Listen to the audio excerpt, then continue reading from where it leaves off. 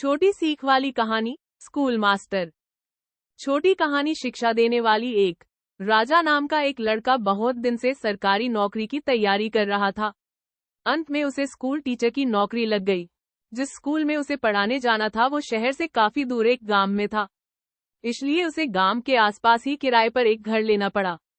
लेकिन वो घर भी स्कूल से काफी दूर था। राजा रोज पैदल स्कूल आने जाने लगा।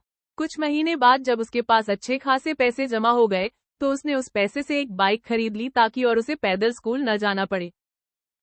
राजा जब भी स्कूल जाता और रास्ते में कोई उसे पैदल दिख जाता तो वो उसे अपने बाइक पर लिफ्ट दे देता। स्कूल से वापस आते समय भी राजा वही करता। ऐसा एक भी दिन न हो जिस दिन उसने किसी को अपने बाइक पे बिठाए बिना स्कूल गया हो या फिर वापस अपना घर आया हो। उससे जितना हो सकता वो सबकी मदद करने की कोशिश करता। एक दिन जब राजा स्कूल से घर जा रहा था तो उसे एक आदमी रास्ते पर अकेले पैदल चलता दिखा। उसने रोज की तरह उस आदमी के पास जाकर बोला कि आप मेरे बाइक पर बैठ जाइए, मैं इसी रास्ते से जा रहा हूँ, आपको आगे छोड़ दूंगा। वो आदमी खुशी खुशी बैठ गया। कुछ दूर चलते ही राजा को महसूस हुआ कि उसकी पीठ पर नोकीला कुछ चुभ रहा है। अचानक वो आदमी राजा से कहने लगा, गाड़ी साइड में लगाओ और पैदल घर चले जाओ। उस आदमी के पास एक बड़ा सा चाकू था। राजा डर गया और गाड़ी रास्ते के साइड में लगा दिया। फिर वो आदमी बाइक लेकर चला गया और राजा भी अपने किस्मत को कोसते कोसते घर जाकर सो गया। राजा बहुत दुखी था और भगवान से बार बार ये कह रहा था कि मैंने तो सबकी मदद करना चाहा है, फिर मेरे साथ ऐसा क्यों हुआ। अगले दिन जब वो सोकर उठा तो उसने देखा कि उसकी बाइक घर के बाहर खड़ी है और उस पे एक चिट्ठी भी रखी है। जब उसने चिट्ठी को खोल के पढ़ना शुरू किया तो उसमें लिखा था, मास्टर जी मुझे माफ कर देना, मुझे पता नहीं था आपकी बाइक आसपास की गांव में इतनी पॉपुलर है। जिसने भी मुझे इस बाइक पर देखा उसने ही मुझसे पूछा कि ये तो मास्टर जी की बाइक है, तुझे ये कहाँ से मिला। सबको पता चल गया कि मैंने आपकी बाइक चोरी की है, इसलिए मैं आपको आपका बाइक लौटा रहा हूँ, हो सके तो मुझे माफ कर देना। इस चिट्ठी को पढ़ने के बाद राजा बहुत खुश हुआ और भगवान का धन्यवाद किया। उसे यह विश्वास हो गया कि भगवान हमेशा अच्छे के साथ अच्छा ही करता है। सीख। इस छोटी कहानी से ये सीख मिलती है कि हमेशा दूसरों की मदद करते रहो, भगवान आपके साथ गलत नहीं होने देगा। जिगरी दोस्त, शिक्षा देने वाली छोटी कहानी। छोटी कहानी शिक्षा देने वाली। दो एक गांव में रोहित और सूरज दो जिगरी दोस्त रहा करते थे। गांव में उनके लिए कोई अच्छा काम नहीं था, इसलिए वो दोनों शहर जाकर काम करने का सोचा और अगले दिन काम की तलाश में निकल गए शहर की ओर। शहर गांव से बहुत दूर था। कई घंटों चलने के बाद दोनों दोस्त एक पेड़ के नीचे आराम करने के लिए बैठे। रोहित सूरज से कहने लगा, शहर अभी भी 4-5 किलोमीटर दूर है। लेकिन सूरज ने कहा, नहीं, शहर मात्र 2-3 किलोमीटर दूर है। इसी बात पे दोनों में बहस होने लगी।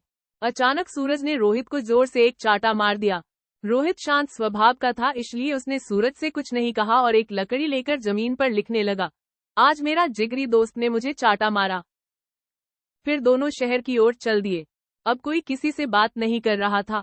रास्ते में एक छोटी सी नदी आई जिसे उनको पार करके जाना था। सबसे पहले रोहित नदी में उतरा और उसका पैर दलदल में फंस गया। उसने सूरज से मदद मांगी और सूरज जल्दी से भाग के रोहित के पास गया और उसे दलदल से बाहर निकला। फिर दोनों एक साथ नदी पार किया। कुछ दूर जाने के बाद रोहित को एक दीवार नजर आया। उसने एक पत्थर ढूंढ के दीवार पर लिखने लगा, आज मेरे जिगरी दोस्त ने मेरी जान बचाई। ये देखकर सूरज रोहित से कहने लगा, जब मैंने तुम्हें थप्पड़ मारा तो तुमने वहीं पर जमीन में उस बात को लिख दिया, और अपनी जान बचाने की बात तो तुम नदी के किनारे भी लिख सकते थे, तो इतनी दूर इस दीवार पर क्यों लिखा। तब रोहित ने जवाब दिया कि किसी की बुरी बातें या बुरा करा कुछ भी अपने मन में जमा करके नहीं रखना चाहिए। इससे उस इंसान के प्रति हमारे मन में नफरत पैदा होती है। इसीलिए जब तुमने मुझे थप्पड़ मारा तो मैंने उसे जमीन पर लिख दिया, क्योंकि कुछ देर बाद हवा चलेगी और वो लिखावट मिट जाएगी। लेकिन किसी की मदद को कभी भूलना नहीं चाहिए, उसे हमेशा याद रखना चाहिए। इसीलिए मैंने तुम्हारी की हुई मदद को नदी के किनारे नहीं लिखा और यहाँ इस दीवार पर लिख दिया ताकि ये बहुत दिन तक यहाँ लिखा रहे। रोहित की जवाब सुनकर सूरज खुश हो गया और रोहित को गले से लगा लिया।